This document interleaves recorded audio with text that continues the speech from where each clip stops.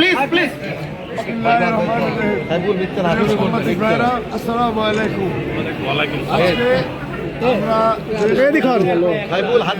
আমিন আমিনের হাত হয়ে গেছে ভাই, একটু জোরে বলেন ভাই। ভিডিও আমরা দিতেছি স্যার। পক্ষ থেকে আমরা তার মনোনয়নপত্র এখানে জমা দিলাম বগুড়া 7 আসন। আমরা ইনশাআল্লাহ নির্বাচন করব এবং এই নির্বাচন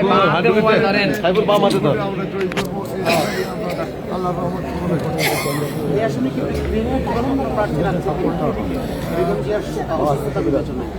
অসুস্থতা বিবেচনায় আছে কিনা জানি না, তবে বিএনপি প্রার্থীর দিক আছে।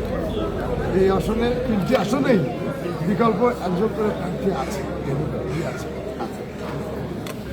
বিকল্প যে প্রার্থী আছে তার মনোনয়ন কি গাবতলীতে বা অন্য কোথাও জমা হবে? হ্যাঁ, গাবতলীতে যাবো।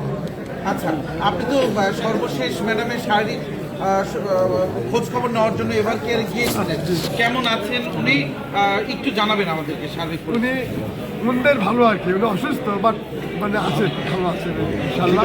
উনি ইশারা দিচ্ছেন। এই কাগজগুলো তো উনি থাম্পেশন দিয়েছে, আমার যে জমা দিয়েছে উনি নিশ্চয়ই দিয়েছে, নিজেই দিয়েছে।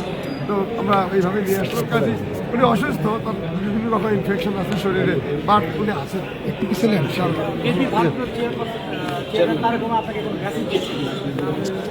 অন্য কোনো মেসেজ তো নাই। মেসেজ আমরা তাকে আসার কথা বললাম, উনি বললেন যে আমার শরীরটা খারাপ, এটা পাগলি করে যাও।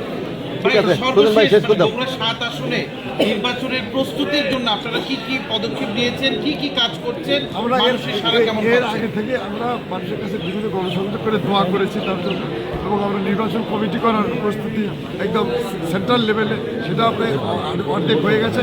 এছাড়া আমরা গণসংযোগ করেছি, তফসিল ঘটনার পরে সেটা আমরা বন্ধ রেখেছি।